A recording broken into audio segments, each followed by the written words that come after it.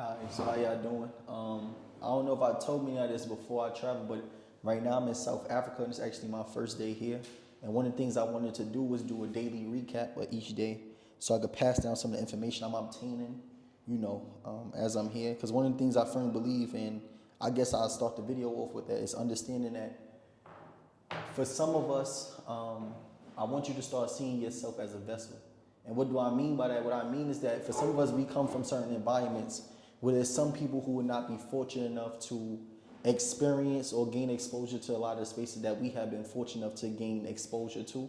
So what I want you to start doing is using your platforms to serve as a vessel through you to which other people gain exposure to those spaces. What do I mean? I need you to start using your Instagram, your social media platform and presence, whether that's YouTube, TikTok, Twitter, to start using it as a pipeline and a vessel to which other people gain exposure through you to other spaces. So start filming, documenting your experiences, and finding ways to pass on the information that you're learning through the in-person experience, so those that can't make it in person are at least able to gain that experience and exposure through you, right? So that's one of the things I'm gonna start doing. I believe that one of the best ways of being a teacher is first by setting an example, and then it's through like lesson planning and teaching. So today I'm gonna go over about, I'll say 3 to 4 lessons that I learned, but the first one I'll say just about being here that I really appreciate is that this is actually my first time on the continent of Africa, being in the motherland, and I have done a lot of readings, and you hear a lot of people speak upon Africa. I think one of the biggest things that I feel was different is that there's a media perception or portrayal of what Africa is, which is much different from what it is when it's in person. Yeah, there's some parts of Africa that's depicted only be poverty, right? If you go based off the images being shown through media, we would think Africa is poor. But it's one of the most mineral-rich continents in the world, right? And it's just a few things I learned today, but I feel like one of the biggest misconceptions, one I'll say, is the weather, right? By default, I think because it's Africa, I thought it was going to be hot. Like Africa means hot. Well, I'm in Johannesburg and it is cold. It's actually about 65 is the highest, and it is brick throughout the day. It's like the first misconception is that just because it's Africa don't mean it's hot. I don't know where we got that one from, but I was one of them too. I thought because it's Africa, by default, it was going to be 98 degrees, right? So I think that's one of the first misconceptions. The second thing I'll say, I appreciate being here because, again, it's my first time being here, and just gaining the exposure to how people exist outside of the narratives that we've seen through media is important. Seeing the interaction between people that's born in Africa, it's just been amazing, right? But I'm going to go over 3 lessons that I've learned today through the tours and the things that I've seen that I believe is important for us all to know.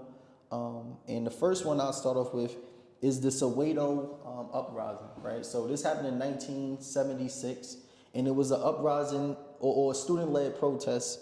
It was organized by collegiate and high school students, and they came out, and what they was protesting against was colonialism. And one of the things specifically was how they was trying to impose the colonizers' language upon the native people, and it's called Afrikaans with a K, right?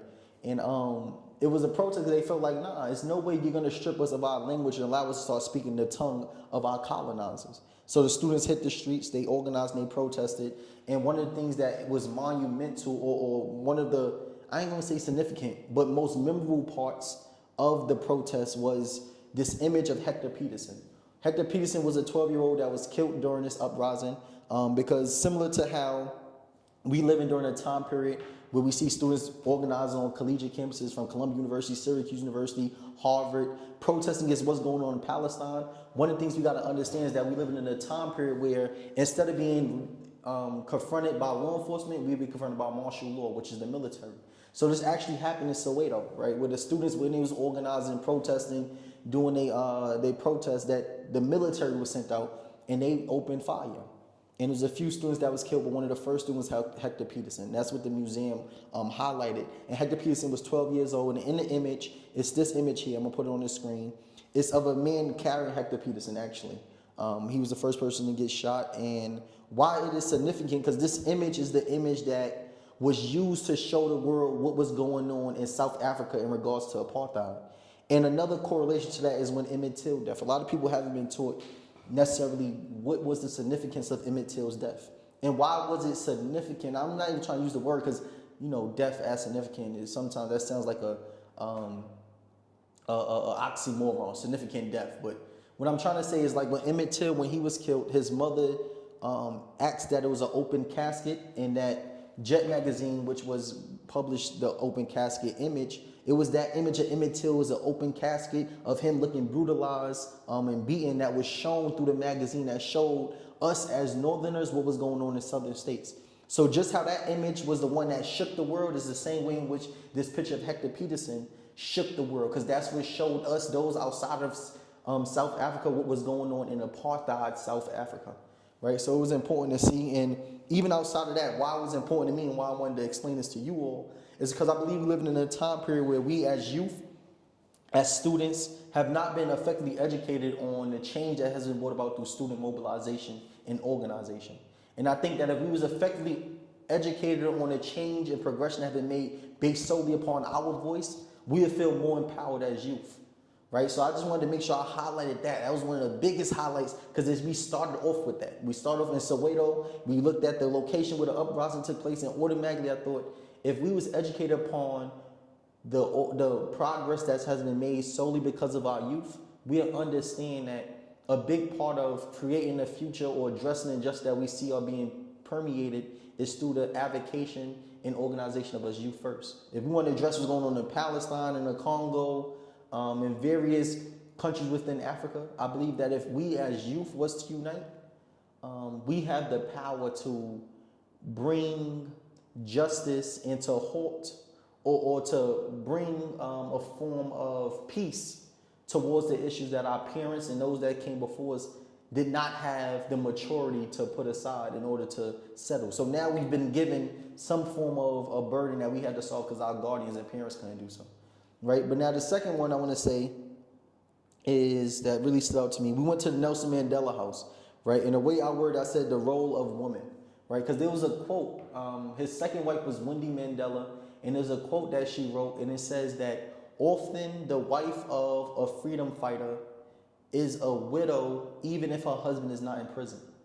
And I thought that was important because I feel like one of the conversations we seldomly have is a conversation around what comes at the expense of women that are in relationship to freedom fighters. And even just to change that narrative, because I wanted to be just patriarchal, one of my facilitators or mentors today, she confronted me. She said, sometimes even the woman is the freedom fighter. So that quote in reverse, that sometimes the husband of a wife who is a freedom fighter is often a widow, even if his wife is not in prison. And it's important just to understand, and why I wanted to make sure I relay that message to us, is for us to understand that something does come at the expense of being with someone that has a calling. And I think one of the things we fail to have conversations around is, or even to gain insight on, is what was it like to be in a relationship with someone that was called to be a freedom fighter or someone that was fighting for the liberation of a people. Like, we never heard of the perspective of what was it like to be the wife of Malcolm X? What was it to be the wife of Martin Luther King? We hear now a little bit of the conversation between Michelle Obama and being a wife of President Obama, but how often have we heard that perspective of what was it like to be the significant other of somebody that was called to be a freedom fighter? And I thought that was imperative, because definitely as someone who utilizes my platform, and if you are someone that feel like they have a calling, to understand that it is your partner's in their best interest to also consider what is that comes at the expense of being in a relationship with somebody like yourself. And I think we just don't talk about it enough, and we should have more conversations around how have people navigated these spaces of being a freedom fighter, somebody that's fighting for liberation, being someone that's a community organizer and advocate, but still maintain that relationship and being present for your family, knowing that there'll be times where you may prioritize your commitment to the people and the masses over even your family. And there's times where your family have to come to understand, what are you being called to do? And I think we just don't ever converse about it. We make it seem like it's selfish of us to prioritize people over our family. But there is a people or a group of people that have a calling on their life to be there for others. And it comes at the expense of the time they have for their loved ones. And I wanted to make sure I just conversed about it. I thought that was important to hear the wife saying that often the wife of a freedom fighter is a widow even if her husband is not in prison. I thought that was like powerful. And I say, I'm going to do 4 actually, because the third one I want to talk about was Nelson Mandela. Because one of the things I learned about was that he was incarcerated for 27 years. But not just was he incarcerated 27 years, because that's something that many people may be familiar with, but understand that throughout those 27 years, he only was allowed one annual visit for 30 minutes. And he only could write 2 letters, 500 words maximum. And I even want to emphasize that because I'm big on your voice, right? And just to understand how powerful someone's voice could be, that they knew that they only could limit him or restrict him to only writing 2 letters a year, 500 words, and only could get 1 annual visit for 30 minutes. For 27 years. That's powerful. And what I want to end with, which I really thought was important, and it's so much that I've learned, but I'm going to keep it in 4. The last one I'm going to say is, let me see, y'all. I'm sorry, because it's so much. So far I went over the role of women, right, when it comes to the quote about the wife, the role students play, Hector Peterson. I talked about Nelson Mandela incarceration. And then the last one I'll say is, I'm going to say it, the caste system, right? So one of the things I'm known for is media literacy and studying films. And one of the things I want to push y'all to do is watch a film called Origin by Ava DuVernay. And what it talks about is this interlocking system of oppression where there's a group of people that are all victims of the same system of oppression, what they call a caste system. And I thought it was important, especially now my visit here in South Africa, to put it into context, because there were several things that was happening at certain time periods that happened all simultaneously, but on different continents. And we've seen how we, as oppressed people of the same class, was going through similar injustices on different continents and spaces or times, but with the same time period. And I thought it was important because even today, and I told the students when I spoke today that it's important for us to understand that even today there are injustices that are happening. There's injustice happening in the Congo, within Palestine, within various countries within Africa, and they are all happening simultaneously as we are also facing some form of oppression within the United States. And I thought it was just important to see that there's an interlocking system of individuals that are all victims to a caste system. And this expands the boundaries of just race. Because we so fixated on black people, white people, but knowing that there's a caste system of individuals that transcend that lines and barriers of race, that are all victims of the same system of oppression. And it just made me think, because I thought about in 1965, that's when Malcolm X was killed. 1968, that's when Martin Luther King was killed. In 1971, that's when Wendy Mandela was banned from going to South Africa. She was even in prison for 500 days. And then the partition of Palestine in 1945. All these things happening simultaneously as we've seen an interlocking system of oppression where groups of people of the same castes are all going through their own forms of injustice, but simultaneously. And I'm saying that all to say because I believe it's our role and our responsibility to educate ourselves upon the injustice that other people are facing, because in order for us to overthrow a system, we must first be able to identify our allies. So it is our role as a generation to effectively educate ourselves on who are our allies. Who are the people that are too victims of the same system of oppression, and how do we form some form of allegiance? And I'm going to end with this quote. They often say the generation need to pass down the baton to the next. And one of the things I always want us to understand is that, yes, I'm an advocate for the previous generation passing down the baton to the next generation, but I will not advocate them for passing down the baton to a generation that have not effectively educated themselves on the warfare that they're about to embark on. What do I mean? In the Bible, it says that a good man leaves inheritance for his children. But it's bad if you leave inheritance for your children haven't taught them how to handle that inheritance. So it's a two responsibility and twofold. The first one I want to say is us as a generation have the responsibility to educate ourselves, because I would not encourage a generation to pass down the baton to a generation that haven't effectively educated themselves on the fight that they're about to embark on. So we have to educate ourselves on what it is that we are pushing for, because when we get that baton, it's important for us to know what to do with it. But the second part of it is of the older generation know that it is your job also to teach and to equip the students or the youth that's coming after you with the tools necessary in order to continue to move the movement forward. I hope that makes sense, because in the Bible it says a good man leaves inheritance for his children, but a good man that leaves inheritance for his children defeats the purpose of leaving inheritance if you haven't taught your children what to do with the inheritance. Because now you're leaving them with something that's of value that you haven't taught them how to deal with. So it's twofold. We have to educate ourselves as a youth, but as the older generation, it is your role and responsibility to also educate the youth that's coming after you, because I would hate for you to leave inheritance to a generation that you now have taught how to deal with it. And that's important. And I want to make sure I'm in there. So that's just 4 lessons that I've learned while being in South Africa thus far.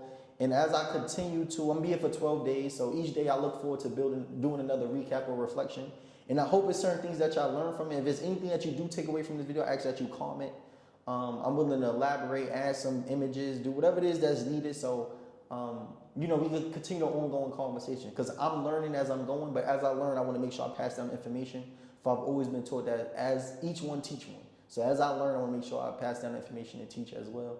But I hope you took something away from this video. I look forward to conversing.